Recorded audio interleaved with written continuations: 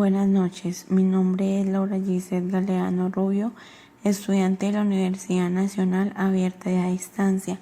En esta ocasión voy a presentar el trabajo final del curso de Semiología, iniciando con la normatividad vigente en Colombia referente a la historia clínica.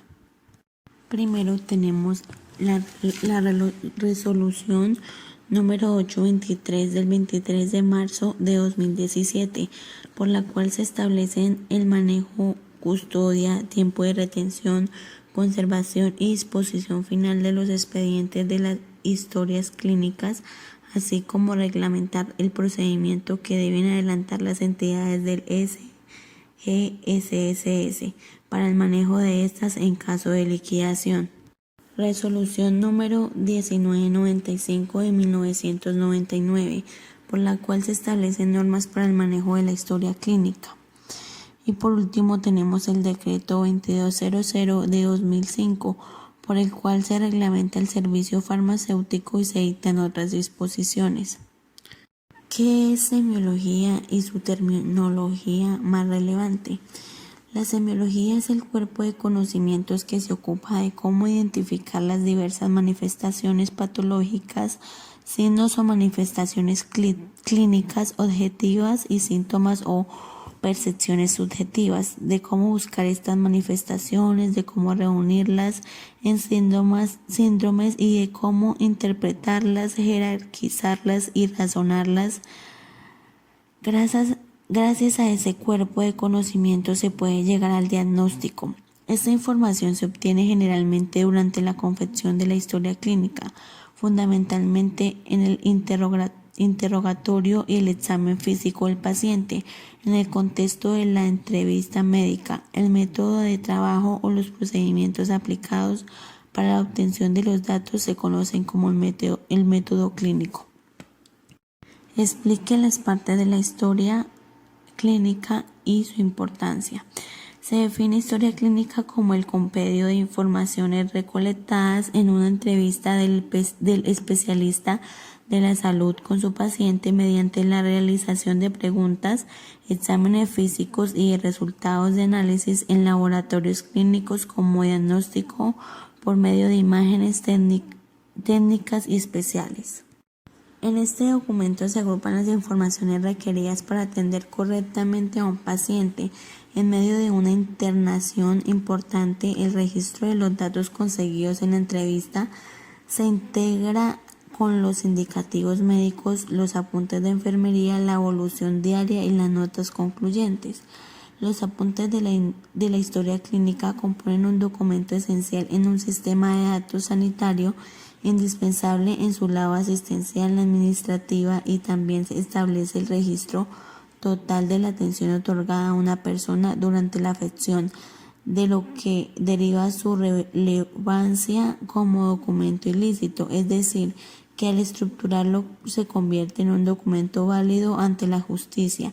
En caso de que se produzca lo contrario, el documento es únicamente testimonial. Partes de la historia clínica.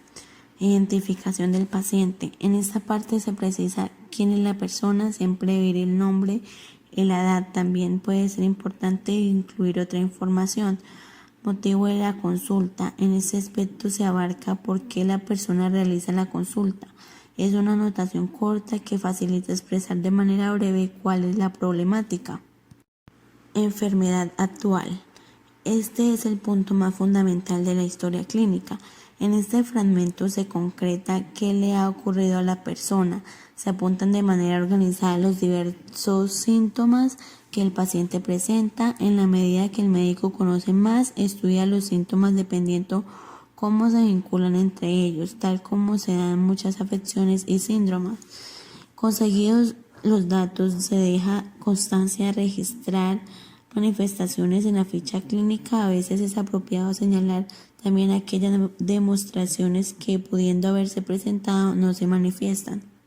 La historia clínica es como un relato que en él se va expresando lo que el paciente le ha pasado. La información se ordena de manera cronológica Es importante que el relato esté bien preparado y sea sencillo de entender. Si se presentan varios problemas, se explican en diversos párrafos.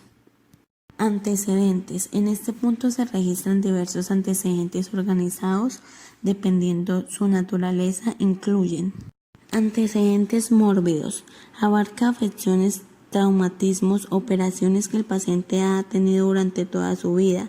Se acentúan las patologías más notables. Antecedentes gineco-obstétricos. Menciona datos sobre embarazo, periodos menstruales, entre otros. Hábitos, bebidas alcohólicas, tabaquismo, uso de drogas, alimentación, etc.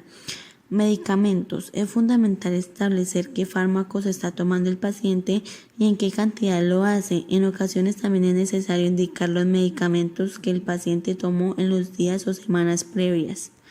Alergias. Las alergias son muy significativas debido a que pueden tener como consecuencias muchos problemas para el paciente. Antecedentes sociales y personales. En este punto se estudian temas personales del paciente que facilitan conocerlo mejor. Lo que se quiere es entender y evaluar cómo la enfermedad afecta a la persona y qué ayuda podría llegar a requerir en el ámbito familiar, de su previsión, trabajo y de sus vínculos interpersonales. Antecedentes familiares. En esta parte se plasman afecciones que presenten o hayan manifestado familiares muy cercanos por la probabilidad de heredarlas. Inmunizaciones. Dependiendo el cuadro clínico que tenga el paciente, puede ser importante abarcar las vacunaciones que el paciente ha obtenido. Revisión por sistemas. Aun con todos los datos que se han seleccionado en el estudio de la enfermedad y los antecedentes, es beneficioso tener algún método para impedir que se escape algo esencial. Una breve revisión por las estructuras que aún no se han explorado otorga más seguridad que los datos están completos. Dicha revisión no necesariamente es muy extensa debido a que se supone que los problemas más importantes fueron registrados en los puntos anteriores.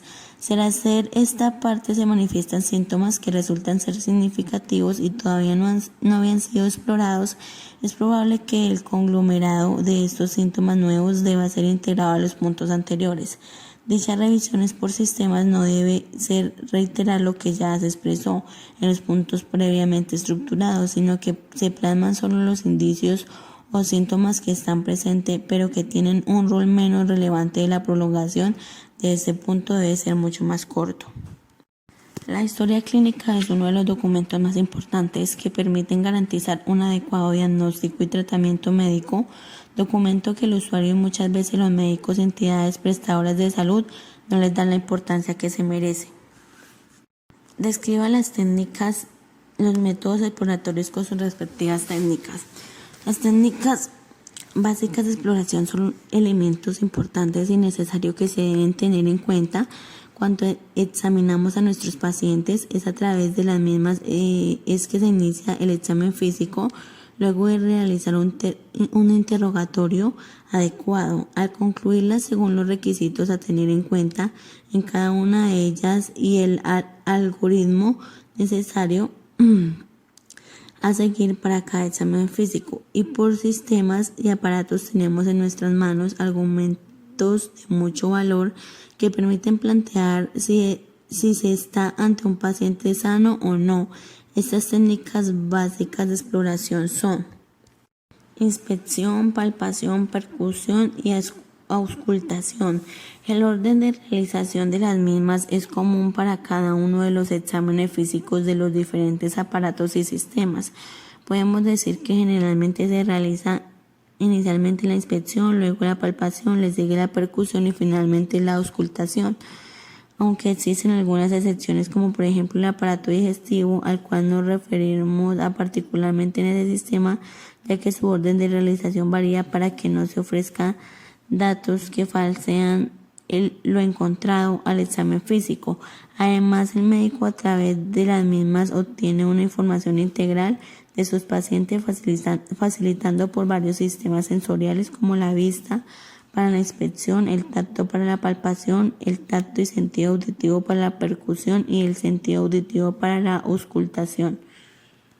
Inspección. La inspección es la apreciación con la vista desnuda o cuando más con la ayuda de una lente de aumento de aspecto, color, forma, tamaño, situación, simetría y movimiento del cuerpo y de su superficie externa, como también de algunas cavidades o conductos accesibles para su amplia comunicación exterior, por ejemplo, boca y fauces. La inspección la estamos realizando desde el primer momento en el que el paciente llega a la consulta hasta que se va. Este tema será abordado con más profundidad en el examen particular de cada aparato. Palpación. La palpación es la apreciación manual de la sensibilidad, temperatura, consistencia, forma, tamaño, situación, humedad y movimiento de la región explorada, gracias a la exquisita sensibilidad táctil, térmica, vibratoria y sentidos de presión y estereognóstico de las manos. Esta apreciación se realiza en los tegumentos o a través de ellos y entonces se denomina simplemente palpación o tacto. Por ejemplo, el tacto rectal y el tacto vaginal. Al realizar la palpación en los diferentes aparatos y sistemas utilizamos nuestras manos y las diferentes partes de estas pueden ser empleadas como son el dorso y la cara palmar de la mano, la punta de los dedos. Estas zonas apreciarían a la palpación los elementos explorados. La palpación de los tegumentos se practica con la mano desnuda y previo lavado de las mismas, salvo posibilidades de contaminación, circunstancia en la cual debemos colocarnos guantes protectores para evitar contaminarnos o contaminar zonas del cuerpo de los pacientes. Tenemos que decir que se debe hacer un precalentamiento por fricción entre ambas manos en caso de enfriamiento de las mismas, como suele ocurrir en épocas invernales, al igual que el secado de las mismas si están muy húmedas. En cambio, el tacto se realiza con la mano protegida, ya sea con los dedos o guantes de goma lubricados para facilitar la penetración. Es importante resaltar que nunca debemos realizar esta técnica sin liberar antes la zona explorada de prendas de vestir o sábanas, ya que no estaríamos palpando exactamente la zona a examinar y corremos el riesgo entonces de estar cometiendo un grave error al realizar la palpación, lo cual no aporta datos fieles al examen físico. Eso no quiere decir que el paciente debe estar desnudo en el momento del examen físico, pues no respetaríamos un principio a cumplir al realizar la palpación, que es el pudor del paciente, sino que la zona a examinar debe estar desprovista de ropa totalmente. Solo se cubre la zona que no será palpada en ese momento. Por ejemplo, si palpamos el abdomen, podemos cubrir el tórax en caso de la mujer y la pelvis para ambos sexos.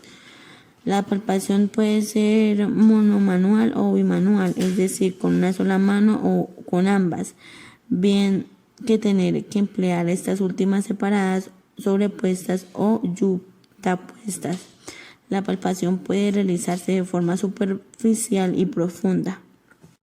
Percusión consiste en la apreciación por el oído de los fenómenos acústicos, generalmente ruidos que se originan cuando se golpea la superficie externa del cuerpo. La percusión puede ser practicada golpeando la superficie externa del cuerpo con las manos desnudas o valiéndose de un martillo especial. Con esta técnica buscamos características de las zonas exploradas como son posición, tamaño y densidad de estructuras subyacentes. Hoy solo se practica la percusión digital por originar el ruido de percusión más puro, por realizarse en cualquier región y además por suministrar una sensación de resistencia en el dedo interpuesto que, sumada a la sensación acústica, contribuye a una mejor apreciación. Auscultación consiste en la apreciación con el sentido del oído de los fenómenos acústicos que se originan en el organismo, ya sea por la actividad del corazón, auscultación pulmonar o el tránsito en el tubo digestivo, auscultación abdominal o finalmente por cualquier otra causa, auscultación fetal o articular, etc. En otras palabras, en la auscultación intervienen tres factores: primero, el órgano receptor de la audición según la naturaleza y característica de los fenómenos acústicos auscultables; tercero, los métodos técnicos que se utilizan para escuchar. Es importante detenerse en la escucha al examinar y aprender a tener paciencia al realizar esta técnica, por lo que para que se obtenga datos fieles es importante examinar al paciente en un lugar donde exista La menor posibilidad de presencia de ruidos externos. Hay dos métodos para auscultar. Uno es auscultación inmediata y otro auscultación mediata. Los signos vitales. Los signos vitales reflejan funciones esenciales del cuerpo, incluso el ritmo cardíaco, la frecuencia respiratoria, la temperatura y la presión arterial. Su proveedor de atención médica puede observar, medir y vigilar sus signos vitales para evaluar su nivel de funcionamiento físico. Los signos vitales normales cambian con la edad, el sexo, el peso, la capacidad para ejercitarse y la salud general.